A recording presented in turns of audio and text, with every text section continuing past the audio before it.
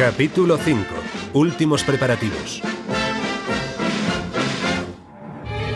Ante los fracasos anteriores, los alemanes preparan la acción terrorista de 1944 a conciencia. Se han preparado varios juegos de documentos para Tabrin. El principal es una identificación a nombre de un jefe del Smersh, el comandante Tabrin. Se le proporcionan condecoraciones militares soviéticas auténticas. No se descuidan detalles como copias de los periódicos Pravda e Izvestia que contienen artículos sobre actos heroicos, decretos de distinciones y fotos del bravo comandante Tabrin. Su aparición en Moscú se justifica con una baja tras resultar gravemente herido. Los alemanes ofrecen a Tabrin realizarle una operación que respalde la historia de su impedimento físico y el documento que certifica su discapacidad. Esto es, abortarle una pierna y después volver a ponérsela bien. Tabrin acepta y es sometido a varias operaciones de cirugía estética con narcosis.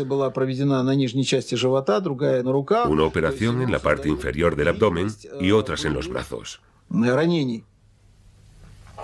El objetivo es fingir heridas de guerra.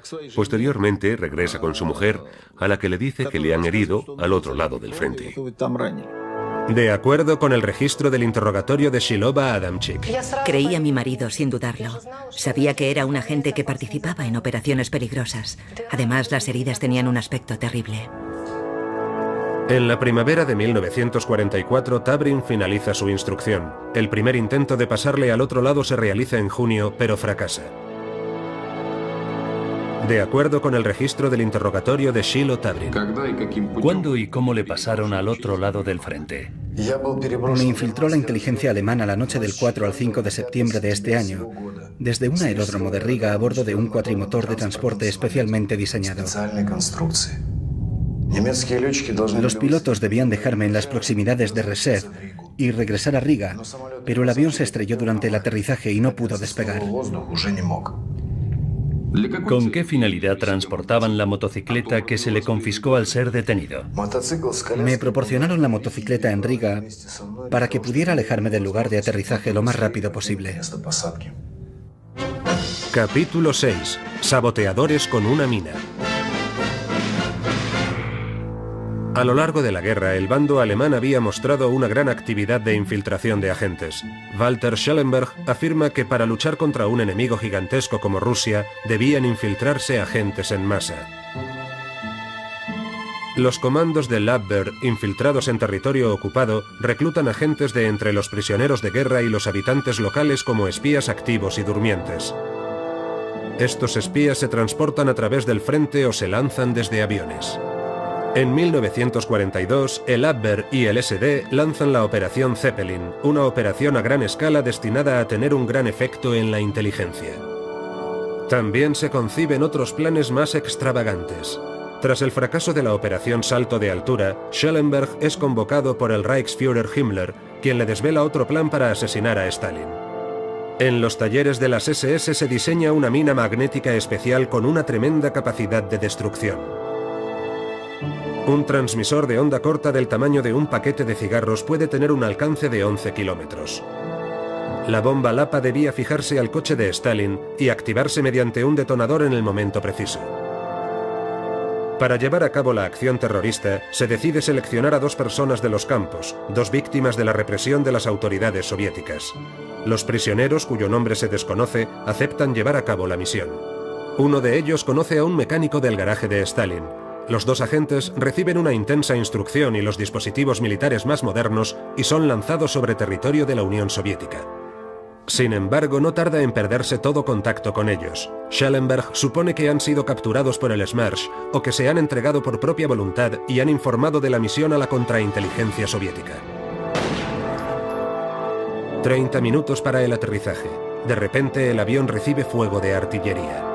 El ala está dañada y hay una fuga de combustible. Tienen que dar la vuelta y regresar a la base aérea de Riga.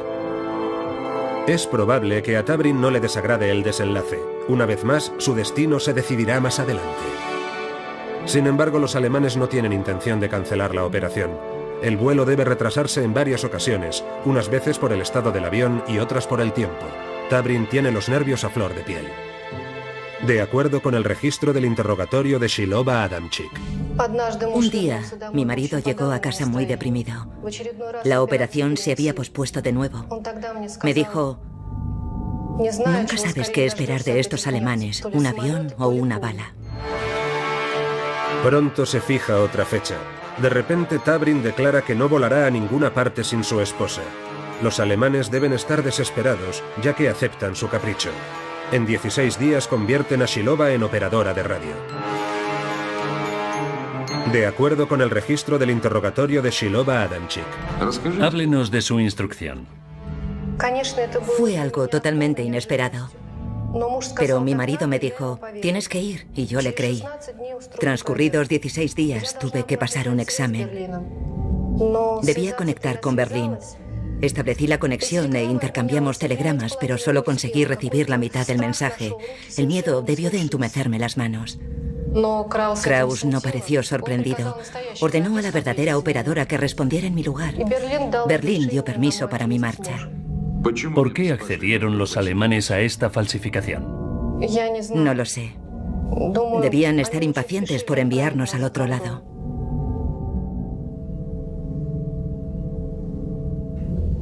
¿Con qué finalidad enviaron a su mujer con usted? Como operadora de radio, pero yo quería que se fuera tan pronto como llegáramos a Moscú. No tenía nada que ver con aquello, no había hecho nada malo. Capítulo 7. El objetivo principal. La noche del 5 de septiembre de 1944, un avión enemigo con 2 agentes a bordo sobrevuela la frontera y pone rumbo a Moshaizk. El avión recibe fuego de baterías antiaéreas en 3 ocasiones al sobrevolar Kubinka, Moshaizk y Ubarovka. El piloto pone rumbo de regreso, pero uno de los motores se incendia y se ve obligado a aterrizar.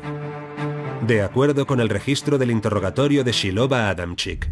¿Cómo se produjo el aterrizaje del Arado 232? Llegamos al lugar de aterrizaje en torno a la 1 de la madrugada. Sí, eso es. Alrededor de la 1. Con el motor dañado trazamos un círculo y comenzamos a descender. Probablemente el piloto calculó mal el área de aterrizaje y el avión comenzó a arrancar las copas de los árboles. Delante teníamos un cenagal. El piloto trató de coger velocidad en un intento por ascender, pero fue demasiado tarde. Temiéndome lo peor, agarré a mi marido y me tiré al suelo. Hubo un sonido ensordecedor de cristales rotos y entonces el avión se detuvo. ¿Qué sucedió a continuación? Debió transcurrir un segundo. Todo el mundo estaba en silencio. Entonces escuché saltad, así que salté. Detrás de mí saltaron mi marido y la tripulación. Todos pensábamos que el avión iba a explotar, pero no. El depósito de combustible se había separado y estaba a un lado. Eso nos salvó la vida. Los pilotos alemanes ayudan a los agentes a sacar la motocicleta, lanzar los documentos al fuego y emprender el camino en dirección al frente. Los vecinos de la zona ven a 2 personas alejarse del avión y salir conduciendo en motocicleta e informan de inmediato a las autoridades correspondientes. El NKVD moviliza a partidas de rescate y bloquea todas las carreteras que llevan a Moscú. A las 5 de la mañana, a 2 kilómetros de la aldea de Karmanovo, en el óblast de Smolensk, el jefe de la división regional del NKVD divisa una motocicleta. La conduce un hombre al que acompaña una mujer en el sidecar. Petrov los detiene y les pide la documentación. El hombre enseña su identificación. El comandante porta condecoraciones en el pecho, entre ellas la estrella de héroe de la Unión Soviética. La identificación corresponde al comandante Tabrin, jefe adjunto de la división de contrainteligencia Smersh del 39º Ejército. Los documentos de la mujer que lo acompaña también parecen ser válidos. Teniente segundo Shilova. Petrov sugiere a Tabrin y a su acompañante que lo sigan hasta la oficina de la milicia del distrito. Tabrin está visiblemente nervioso. Afirma que tiene prisa ya que ha sido convocado de urgencia en Moscú. Sin embargo, cuando Petrov dirige su mirada a los hombres armados con ametralladoras, Tabrin se ve obligado a obedecer. Se pone en contacto con el 39º Ejército y descubre que no figura en sus listas ningún comandante con dicho nombre. Tabrin y Shilova son detenidos y registrados a conciencia. Presionado por las pruebas, el falso comandante comienza a hablar. Confiesa que ha sido infiltrado en territorio soviético con el objetivo de llevar a cabo un acto subversivo. En el maletero hallan todo un arsenal: pistolas, incluida una que dispara balas explosivas, granadas de mano, una bomba Lapa de radio por control remoto, un dispositivo especial para disparar proyectiles incendiarios perforantes, un dispositivo para disparar a poca distancia que parece una pluma estilográfica y munición. Las maletas contienen condecoraciones y certificados a nombre de ambos, numerosos documentos a nombre de Tabrin, 430.000 rublos y más de 100 sellos de varias instituciones soviéticas. Tabrin exige que se les escolte hasta Moscú, ya que tiene mucho que contar a los miembros del NKVD. Su propuesta es inútil. El cuartel general del Smersh ya ha ordenado que se escolte urgentemente a la pareja hasta Moscú, de acuerdo con el registro del interrogatorio de Shilo Tabrin. ¿Qué debía hacer después? Una vez establecido en Moscú, debía entablar contacto con el personal técnico del Kremlin. ¿Con qué fin? A través de ellos debía obtener información sobre el paradero de los líderes del gobierno soviético, las rutas de los vehículos gubernamentales y las sedes de conferencias o reuniones en las que estaba planificado que participaran. Kraus me recomendó que entablara relaciones íntimas con mujeres. Incluso me proporcionó preparados especiales que, mezclados con bebidas, provocaban una fuerte excitación sexual y que debía utilizar en interés de la causa.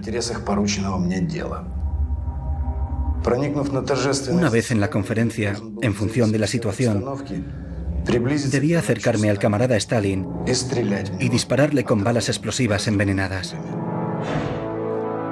En las instalaciones del NKVD, Tabrin lo suelta todo, quizás más de lo que debiera. Da la impresión de estar orgulloso de sus actos. Más tarde comienza a modificar su testimonio y a enredar la investigación, probablemente tratando de ganar tiempo. A cambio de la promesa de perdonarle la vida, Tabrin toma parte en un juego de radios. La contrainteligencia soviética engaña a los alemanes durante 2 meses. Los alemanes conocen a Shilova y ella les proporciona radiotelegramas optimistas. Hasta principios de 1945 los alemanes no se dan cuenta de que han sido engañados. Este juego de radios pasa a la historia de los servicios secretos soviéticos con el nombre en código de Niebla. El último intento de Lapberg de eliminar a Stalin había sido frustrado, de acuerdo con el registro del interrogatorio de Shilo Tabrin. Camarada comandante, dígales a sus jefes que todavía puedo ser de utilidad para su contrainteligencia. Tanto Shilova como yo. En el vuelo de la misión, a bordo del avión, tuve tiempo para pensar. Repasé toda mi vida. Quiero corregir mis errores. Si pudiera... Todas las acciones de Tabrin ocultan un miedo animal.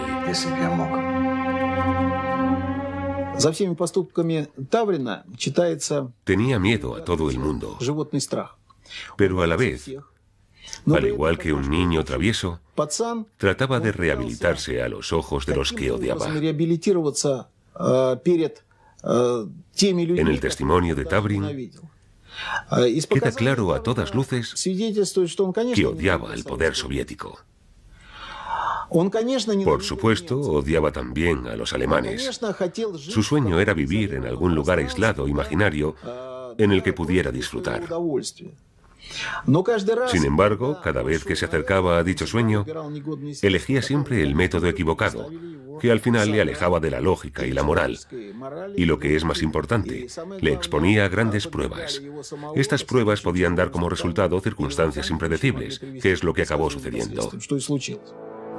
Por capturar a estos peligrosos criminales, el jefe del Smersh, el coronel general Abakumov, recibió la Orden de Kutuzov de primera clase, distinción que se concedía a quienes llevaban a cabo con éxito operaciones en el frente.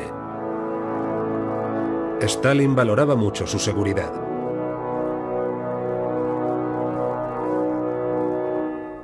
Para los terroristas el final era predecible. Cuando ambos dejaron de ser necesarios, fueron juzgados acusados de traición. El 1 de febrero de 1952, una vista a puerta cerrada del Tribunal Supremo los condenó a la pena capital. Los condenados fueron ejecutados. Los vecinos de la zona ven a 2 personas alejarse del avión y salir conduciendo en motocicleta e informan de inmediato a las autoridades correspondientes. El NKVD moviliza a partidas de rescate y bloquea todas las carreteras que llevan a Moscú. A las 5 de la mañana, a 2 kilómetros de la aldea de Karmanovo, en el óblast de Smolensk, el jefe de la división regional del NKVD divisa una motocicleta. La conduce un hombre al que acompaña una mujer en el sidecar. Petrov los detiene y les pide la documentación. El hombre enseña su identificación. El comandante porta condecoraciones en el pecho, entre ellas la estrella de héroe de la Unión Soviética. La identificación corresponde al comandante Tabrin, jefe adjunto de la División de Contrainteligencia Smersh del 39º Ejército. Los documentos de la mujer que lo acompaña también parecen ser válidos. Teniente segundo Shilova. Petrov sugiere a Tabrin y a su acompañante que lo sigan hasta la oficina de la milicia del distrito.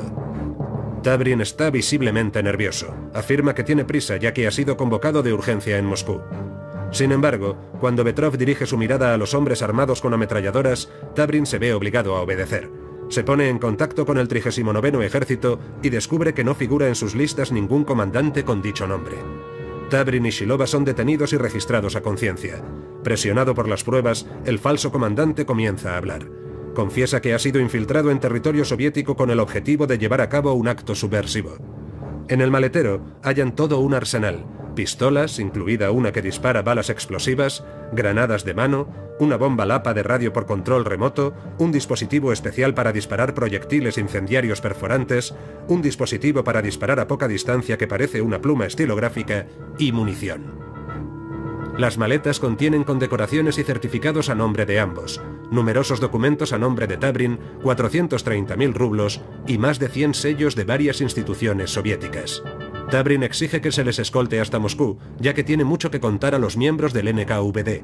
Su propuesta es inútil. El cuartel general del Smersh ya ha ordenado que se escolte urgentemente a la pareja hasta Moscú, de acuerdo con el registro del interrogatorio de Shilo Tabrin.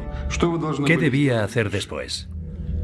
Una vez establecido en Moscú, debía entablar contacto con el personal técnico del Kremlin. ¿Con qué fin? A través de ellos debía obtener información sobre el paradero de los líderes del gobierno soviético, las rutas de los vehículos gubernamentales y las sedes de conferencias o reuniones en las que estaba planificado que participaran. Kraus me recomendó que entablara relaciones íntimas con mujeres. Incluso me proporcionó preparados especiales que, mezclados con bebidas, provocaban una fuerte excitación sexual y que debía utilizar en interés de la causa. La operación se había pospuesto de nuevo. Me dijo: nunca sabes qué esperar de estos alemanes, un avión o una bala. Pronto se fija otra fecha.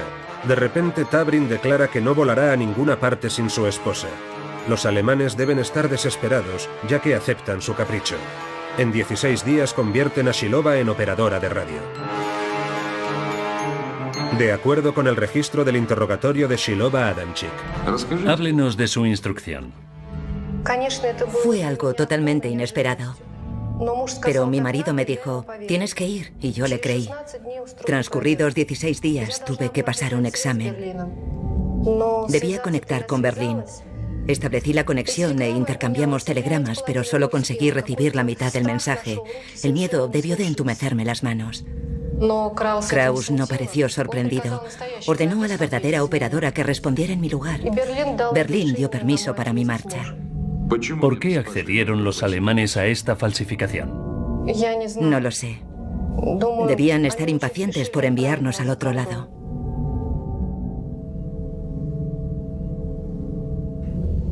¿Con qué finalidad enviaron a su mujer con usted? Como operadora de radio, pero yo quería que se fuera tan pronto como llegáramos a Moscú. No tenía nada que ver con aquello, no había hecho nada malo. Capítulo 7. El objetivo principal.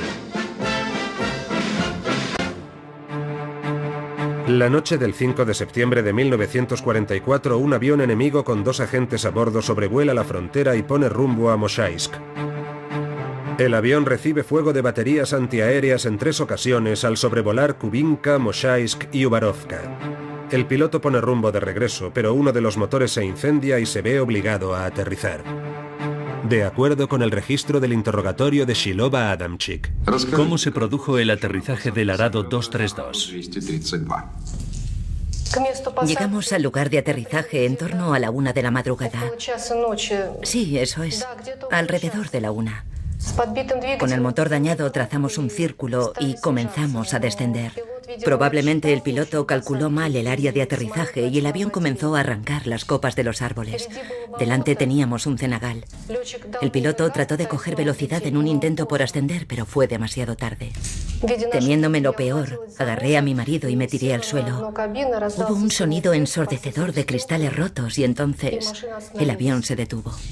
¿Qué sucedió a continuación? Debió transcurrir un segundo. Todo el mundo estaba en silencio. Entonces escuché saltad, así que salté. Detrás de mí saltaron mi marido y la tripulación. Todos pensábamos que el avión iba a explotar, pero no. El depósito... Capítulo 6. Saboteadores con una mina. A lo largo de la guerra, el bando alemán había mostrado una gran actividad de infiltración de agentes. Walter Schellenberg afirma que para luchar contra un enemigo gigantesco como Rusia, debían infiltrarse agentes en masa. Los comandos del Abwehr, infiltrados en territorio ocupado, reclutan agentes de entre los prisioneros de guerra y los habitantes locales como espías activos y durmientes. Estos espías se transportan a través del frente o se lanzan desde aviones. En 1942, el Abwehr y el SD lanzan la Operación Zeppelin, una operación a gran escala destinada a tener un gran efecto en la inteligencia. También se conciben otros planes más extravagantes. Tras el fracaso de la Operación Salto de Altura, Schellenberg es convocado por el Reichsführer Himmler, quien le desvela otro plan para asesinar a Stalin. En los talleres de las SS se diseña una mina magnética especial con una tremenda capacidad de destrucción. Un transmisor de onda corta del tamaño de un paquete de cigarros puede tener un alcance de 11 kilómetros. La bomba Lapa debía fijarse al coche de Stalin y activarse mediante un detonador en el momento preciso. Para llevar a cabo la acción terrorista, se decide seleccionar a 2 personas de los campos, 2 víctimas de la represión de las autoridades soviéticas. Los prisioneros, cuyo nombre se desconoce, aceptan llevar a cabo la misión. Uno de ellos conoce a un mecánico del garaje de Stalin. Los 2 agentes reciben una intensa instrucción y los dispositivos militares más modernos y son lanzados sobre territorio de la Unión Soviética. Sin embargo, no tarda en perderse todo contacto con ellos. Schellenberg supone que han sido capturados por el Smersh o que se han entregado por propia voluntad y han informado de la misión a la contrainteligencia soviética. 30 minutos para el aterrizaje. De repente, el avión recibe fuego de artillería. El ala está dañada y hay una fuga de combustible. Tienen que dar la vuelta y regresar a la base aérea de Riga. Es probable que a Tabrin no le desagrade el desenlace. Una vez más, su destino se decidirá más adelante. Sin embargo, los alemanes no tienen intención de cancelar la operación. El vuelo debe retrasarse en varias ocasiones, unas veces por el estado del avión y otras por el tiempo. Tabrin tiene los nervios a flor de piel. De acuerdo con el registro del interrogatorio de Shilova Adamchik. Un día, mi marido llegó a casa muy deprimido. La operación se había pospuesto de nuevo. Me dijo: nunca sabes qué esperar de estos alemanes, un avión o una bala.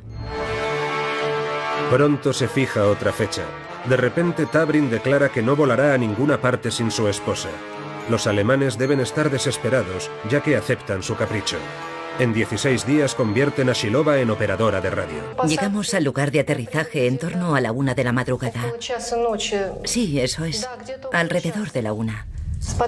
Con el motor dañado trazamos un círculo y comenzamos a descender. Probablemente el piloto calculó mal el área de aterrizaje y el avión comenzó a arrancar las copas de los árboles. Delante teníamos un cenagal. El piloto trató de coger velocidad en un intento por ascender, pero fue demasiado tarde.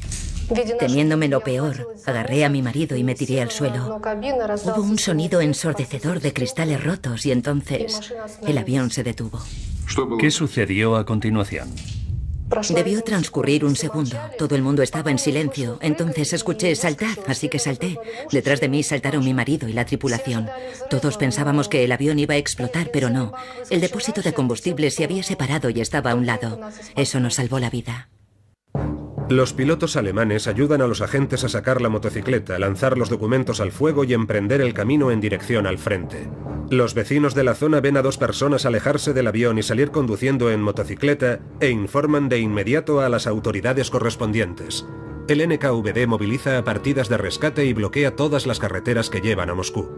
A las 5 de la mañana, a 2 kilómetros de la aldea de Karmanovo, en el Oblast de Smolensk, el jefe de la división regional del NKVD divisa una motocicleta. La conduce un hombre al que acompaña una mujer en el sidecar. Petrov los detiene y les pide la documentación. El hombre enseña su identificación.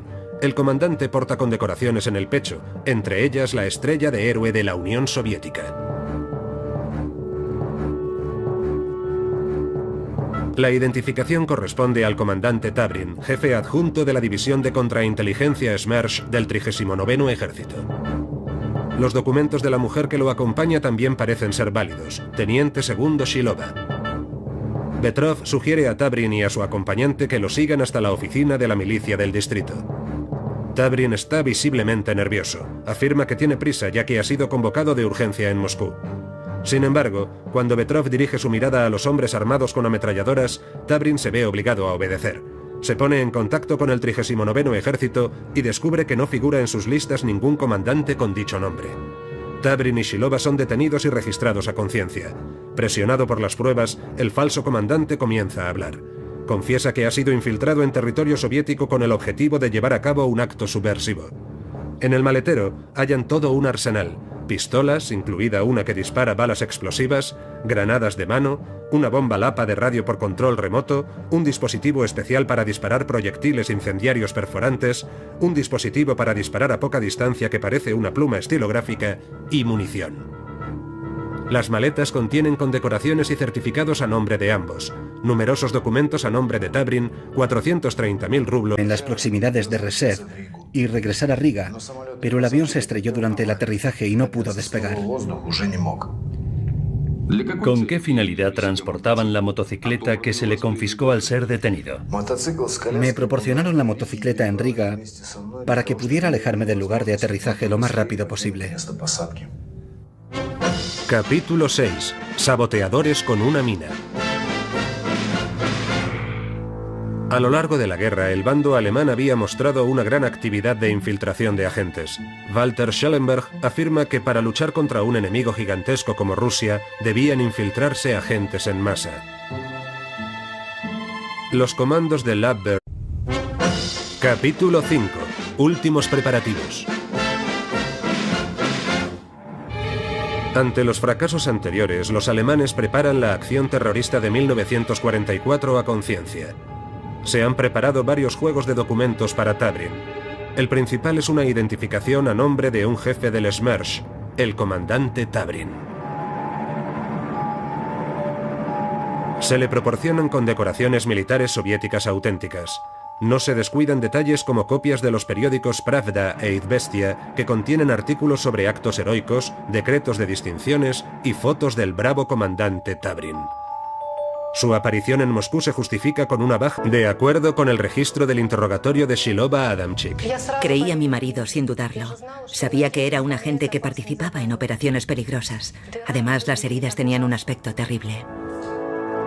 En la primavera de 1944, Tabrin finaliza su instrucción. El primer intento de pasarle al otro lado se realiza en junio, pero fracasa.